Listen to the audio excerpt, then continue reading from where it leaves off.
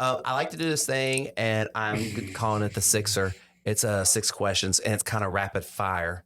So let me see which one. I didn't put these in order like I usually. Oh, well, that's a good one. Dude, if you've got a 10-pack, because Ultra comes in a 10-pack in these bottles. So. Oh, do I need to go get like 4 more questions? All right. All right, I'm just gonna start with this one. All right. Okay. And you can answer about me first if you want to, and then give me yours because I would be interested. Okay. Wait. Which celebrity do people say you resemble the most? I don't get that. You don't get any celebrities? I would say somebody probably thinks I look like Jonah Hill, but I don't. Nobody ever tells me I look like a celebrity. I could see Jonah Hill, but you know what also I could see? I could see like I mean, he's a little bit lighter than you, but a little Christopher Pratt. I could see like Chris Pratt. No, I've never been somebody that's you look like. I've met you. I know you. You look like somebody familiar to me, but I've never gotten a celebrity name ever. But there are those guys that let me tell you, does this happen to you? People come up to you and they go, you remind me of my friend from high school. Yes. You remind me of this guy I went to college with. You remind me, shit happens to me all the time. I hear that more from girls than guys. Yeah, I would agree. I didn't really think about it before, but like, yeah, I mean, but that's also not something like, that's also not something a guy would do where he comes up and he goes, yo man, you remind me of like one of my friends from like high school. Like he's cool though, not in a weird way. Like, I mean, like, like cool, like, The guys usually tell me my persona and how I act and behave and be goofy and telling jokes and telling stories reminds me of a buddy, even though we don't look alike. It's my persona. When guys will tell me that, girls tell me I look like a guy that they know from back in the day. I feel like that part of that is that like the guys are kind of picking up on who you are, and maybe the girls are picking up on like mannerisms or external kind of things. Yes. You know what I mean? They're looking at the look versus the personality in that regard. Girls are so shallow. Y'all bitches be crazy. We love y'all. Can't live with them, can't live without them. Is that how it goes? What was it that movie said? Can't live without them, they can't piece in and up. Who do I look like? I don't look like anybody now. I can tell you what I get now. I can tell you what I got back in the day. Who? Well, so now I get Matthew McConaughey a lot. Okay, I get that. But I think that's only because of my mannerisms and maybe my voice. But back in the day, it's your voice. When my hair was like short, Vanilla Ice all day, every day. I saw you post that picture on social media when I found out. I told you that you were 6 tall, and you had blonde spikes in that picture, and I was like, Scotty, you let that out into the ether? Hey, and in that fraternity, I mean, everybody was the opposite of me. There was like, I don't know if there was barely one person like me in my fraternity. Oh, I had frosted tips. Oh, we all had frosted tips. And then I tried to do the frosted tips myself, and it turned out all orange. Well, thank God you're not a beautician. Yeah, I had to get my homegirl to come over and be, hey, you got to fix this. She says, you got to shave it all. All right.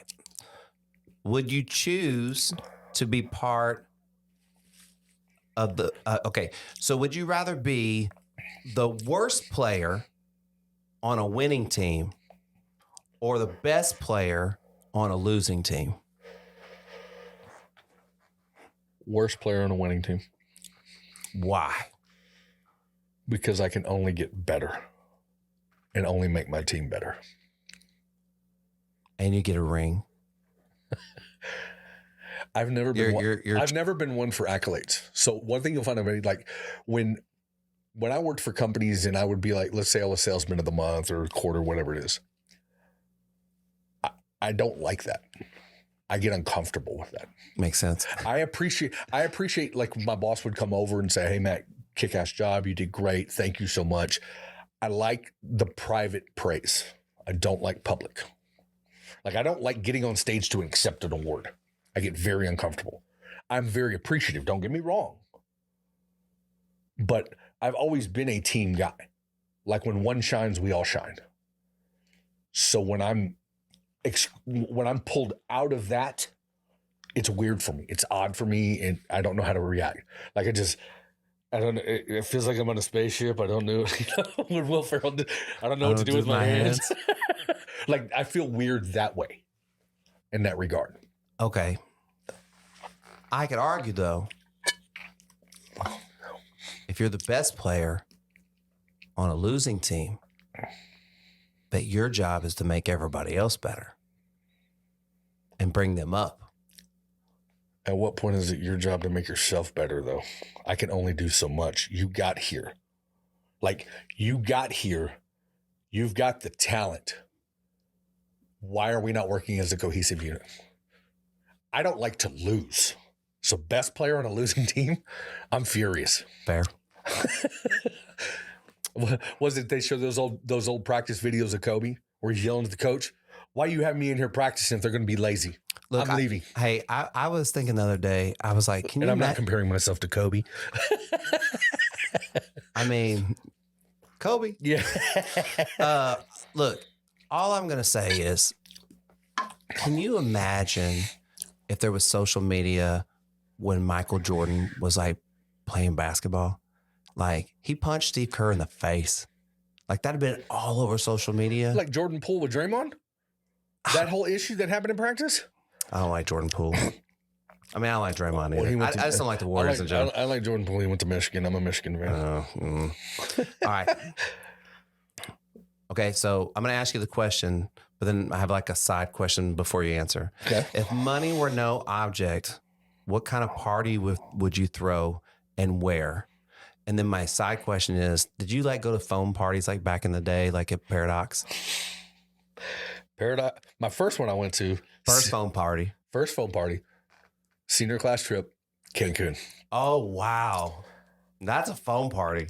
And I'm talking though, I'm 6 foot. The phone was up to here. I kicked a girl. She had passed out in the phone. We had to drag her out of the phone. And so was that shit wild? It was nuts. That's also when the shooting happened in the club. Oh, really? So Diddy was having, at that time it was Puffy, whatever name he was going by in 98. I don't know what he was going by. But he was having a jazz festival down there. And so we were in the club dancing, having a good time. And all of a sudden you hear pop, pop, pop, pop, pop. We thought it was part of the song. DJ tells everybody to get down. In the foam. Like the foam had kind of subsided a little, because they hadn't gone to the next round of foam. So they told everyone to get down. Me and my friends thought that meant like dance harder. So we're and he's like, no, get down, they're shooting. DJ, so they made DJ's like, these stupid white motherfuckers. Have they never been to a black party before? And so they made us exit out the back door because there was somebody got shot out front. But we were just in there. And he was like, everybody get down. We're like, fuck yeah, let's do it. What was the last phone party you went to? Paradox. Oh, man. I went to numerous Paradox. I didn't like Paradox because, I mean, it was fun the first time. But then when you take a step back and when you got in there, they put those boards. I was like, and people just getting pushed up into them. Jesus Christ. So Paradox was a club in Austin, like way back in the day. And the only reasons that I would go to Paradox would be A, for a phone party, or B, Sunday night 25 cent drinks. Yep. And I don't even know if they were open on any other day. You know what I mean? They were open. College night on a Thursday. They were open Thursday through Sunday. Yeah. But Saturday, so Thursday was college, Friday was just Friday, and Saturday was phone party night.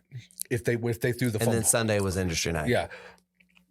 Oh, God bless. All right. So if you could throw a party right now, you throw a party, any amount of money, what would you do? Party, any amount of money. So my thing would be, my thing would be like a week-long thing. And so the weekend of it would be spent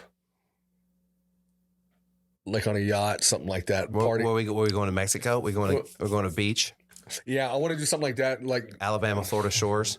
I'm not going to Panama City.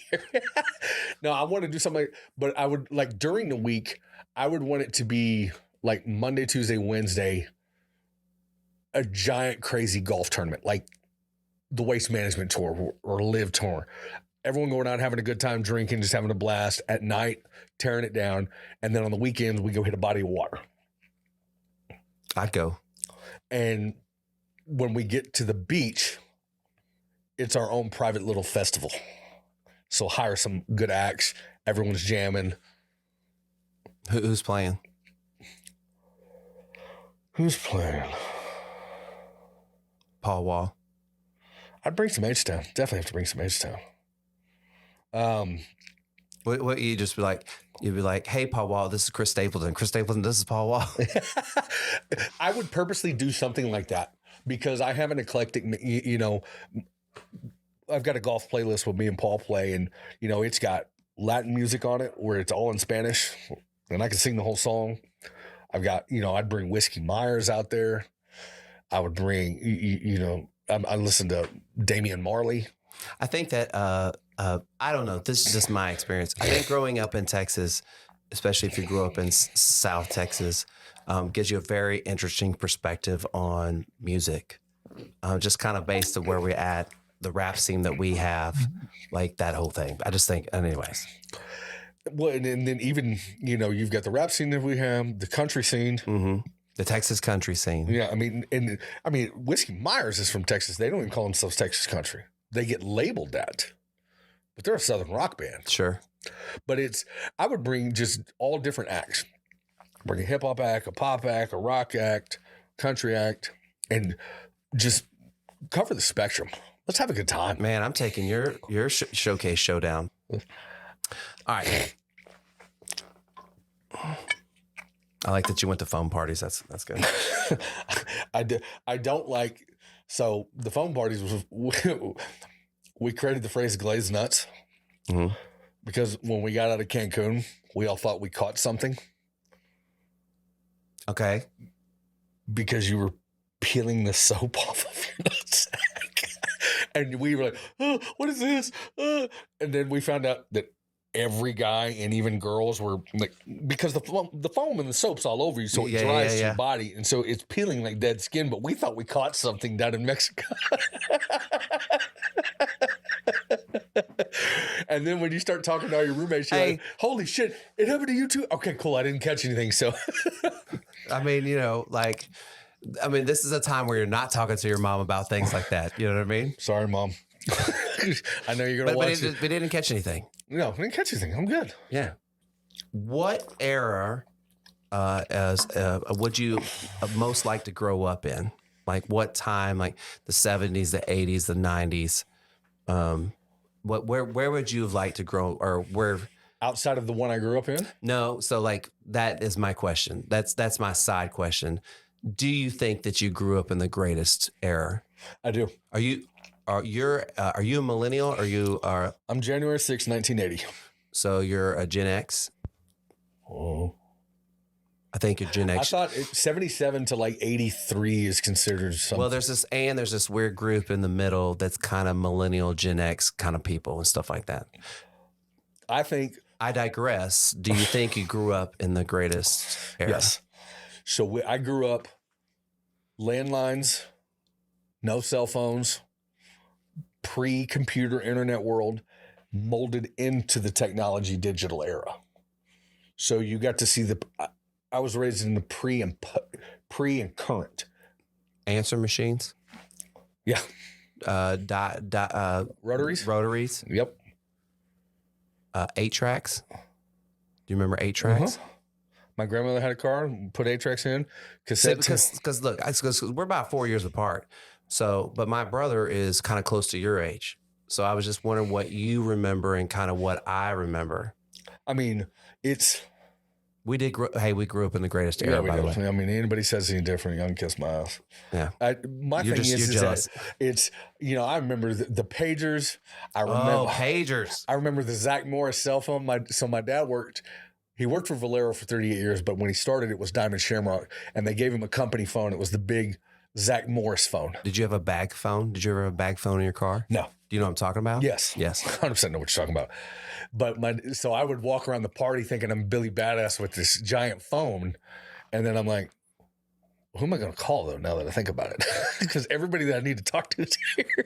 Can I also say though, like, if you were cool enough to pull it off, if you could get one of those phones now and walk around a party with it, everybody would want to talk to you. I'd be crushing. Who would have thought that would be the kryptonite to all the women in the room? Yeah. It's like a giant cell phone. Send me a picture. Yeah. Like remember the old Nokia? You could play Snake. My phone doesn't accept news, so I'm gonna need to see your tits. Yeah. Ma'am, please. It's for the good of the country. I need to get caught up. All right. Which historical sporting event would you like to have witnessed? So pick any sporting event that you could have witnessed in person. What would it be? There's a weird part of me that would want to go to that fucking Oilers game where they fucking they were so up over at the half and then they ended up losing to the Bills. Oh, you mean like the Texans against the Chiefs? That's a good example. But like that, I mean, that Oilers game like sticks out in my mind, and like where the result is not what I would want. How crazy would it have been to be at that game? Yeah. I would want to go further back. I would want to go to Jackie Robinson's first game. That'd be pretty cool. But knowing what I know now, I would like to see that and be like knowing that culturally acceptable, racially acceptable, but go back to that game. Well, when he first stepped on the field. Do you know how, like, okay, so you take like where we are in society now and our mindset now, and then you apply yourself back to that, how uncomfortable it should be for you to be sitting there around all those people and probably what they were doing like at that time. I'd probably have to be standing like in the like I couldn't be sitting behind home plate behind the baseline because I would be so uncomfortable and I'd probably end up getting in a fight. Isn't that crazy? Yeah. Like that would, I'll give you two answers to that one. If I did a historical one, that's what I would do. Either that one, historical would be that one, or the first NFL championship game. I'd want to go to that. Yeah, that'd be pretty cool. From my era, I would like to have gone to see. I never got to see Jordan live. I did. We were take that back. We had tickets to go.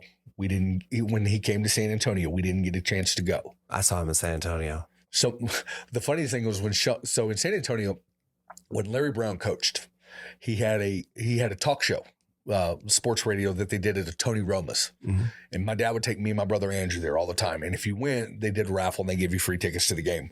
And sometimes players would come in. So Sean Elliott comes walking in one time. Cool. Andrew, if it's not you and it's David, I'm sorry, but I still think it's you that said this. Jordan was my favorite player. My brother knew that. Sean Elliott comes walking in. So my brother sees a very tall, bald-headed black guy. He meant to say Michael Jordan. He called him Michael Joe Robinson. And so I would have liked to have gone. I would like to have gone to the flu game. That would have been badass. That game, I would have loved to have seen. I mean, like, it's weird. I was thinking that there's a lot of baseball and basketball moments.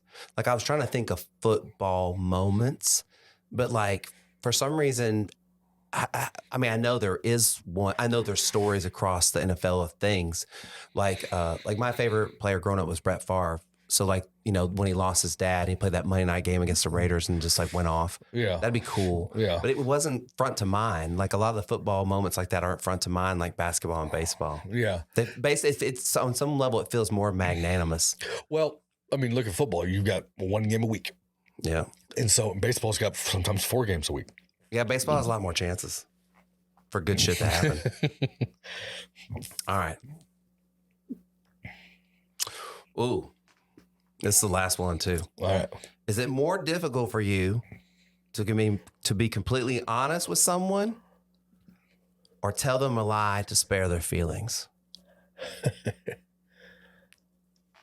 Depends on the person.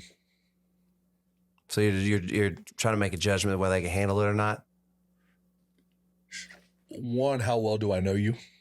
Like on what, I mean, are we that close where I can open up and say, hey, this? Or are we just been cool for a little bit?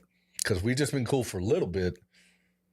I'm not going to throw salt on a wound. You may be asking my opinion. You may not be ready for the response. But if we're homeboys and we're close, you expect that response. You should at least. Yeah. And so I think it's situational and depends on the level of friendship that you have. I would prefer to be honest, but again, depending on that person, they may not be ready to hear the honesty. Here's another thing you could do, right? If you don't want to be dishonest, then just don't fucking say anything. You know what I mean? But sometimes people feel like they got to give their opinions to everybody. You know what I mean? And that gets you, I mean, you don't, like, to your point, like, you kind of have to know who you're talking to, what your relationship is, what they can handle. And some people just kind of throw that shit like way out the window and go, nah, like everybody wants to hear my honest opinion. Like your girl, if she came in and said something to me, I just met you today. I'm telling you a lie. Let's just be real about that. I'm telling you a lie. You know what? But like, Scotty comes up with something, and I've known Scotty for years. You're getting the truth. Because there's a respect there too. Well, you know what I mean? And it's like how deep do you want to go at the jump? If we're sitting at toss or something like that, and you ask me a question, that's also the situational part. Well, Do I want to go into detail while I'm sitting here trying to watch an Astros game, have some drinks and some foods with friends, and you want to pull me a sidebar and ask me this deep ass question? I don't want to do that there. Don't ever take me to toss. I ask so many deep ass questions. You ask intriguing questions. Well, I'm just you ask questions to stretch the brain. Like, even when I see it on social media and you're like, hey y'all, I got a question for you. That stretches the mind. I'm with that. 1,000% I'm with that.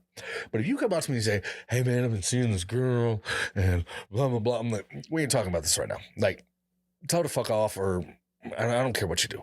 You know what's really weird? A lot of those videos where like I'm asking questions of people. It's not really like I'm asking it. The real thing that's happening is I'm asking that part of myself that wants to like quit or doesn't want to believe something actually be true. Like, I'm like, is that what you think? Like, you think that now let me tell you, like, I need to reminding me. Yeah. But I just posed You're talking to the man in the mirror. Yeah, but I'm just posing it as everyone because it's like, I feel like that everyone should be asking themselves these questions in order to make sure you're being your best version of yourself. Does that make sense? No, it does. But like, I always think about it must come off like so aggressive, but at the same time, it's like, it's more of like, hey, I'm just asking, like, I mean, just like, or did you think about this? Like, you know, like the other day I had the realization that like AI can come up with horrible shit too. Like, it can be just, it's not all good. Did you hear the Tom Brady comedy special he came up with? What? So there's a YouTuber that came up that went through AI. Tom Brady has an hour-long stand-up special that is all done from clips of his words. Is it funny? It's dad jokes, basically. It's not, when you hear it, it's like Tom Brady. Well, I guess I'll just be chasing models moving forward. Ha ha ha ha ha. Okay, now I have to watch this shit. It's hilarious, dude. Like, you'll hear it and be like, hey, I did this. Jesus. People would say yours is aggressive if they don't want to hear the truth. I could see that. And so, but it doesn't bother me any because it's not like I'm not. First off, I'm not intentionally directing it towards you, person that is taking it offensively. I'm directing it towards everyone. Well, first off, you hit play. Second, you hit play. First off, I know, but I do disguise some of the videos with like pictures of other shit. Like one of the best videos, like one of the ones that got like kind of quote on the most views. The picture was like of a tree, and then you click on it, and then it's me yelling at you. but the thing is, but people will say it's aggressive. It goes to this woe is me mentality that we have, and this offended by somebody walking by and farting in your drink. And like you have people that just get offended. Woe is me. It's about me. So when you're asking a question and they don't like your question, they now think you are aggressive and offensive. But you're posing a question to create debate. And whether it's external or internal, it's still a debate. Well, I mean, I'm mainly looking internal. Like my focus is your internal. How many people think that that's what you're doing now? Nobody thinks that, but you, which is good. But to the point is that these people are going to hear that, and because Scotty is talking to me through my phone that I hit play on, he's calling me out. Maybe. Maybe you fucking need to be called out. I mean, well, I mean, I would say there's something inside of you. If you feel like you're being called out, I'm not saying that you are, but why is that feeling there? Like, I don't know. Like I'm not inside your head. I don't know why you feel that way. Why are you triggered? But like, that would be a good thing for you to figure out. Like it would be very helpful for you. If it's triggering you, then maybe you do need to look at this question and look back in. But too many people are afraid to look back in. It's easier to project than to look inward. Well, let's just be real on that. Well, and I think I've said this before. Like if I never make another video, my life is great. Like my life's perfect. I don't need to make any videos. But like these things that like I challenge myself on or think about seem to be helpful in my life. So I'm like, well, maybe it'd be helpful to somebody else, or maybe somebody's gonna get really offended about it. You know what I mean? But with the offense, you may open a line of dialogue to that they never even knew that they needed to open. I have a question. Fire. What do you think your dad would think of my videos? He would like them. You think so? He would like them in the. Would he let me know he liked them, or would he wouldn't let you? He'd click like. He'd hit like. He's not giving. If he talked to you face to, he wouldn't be one to comment.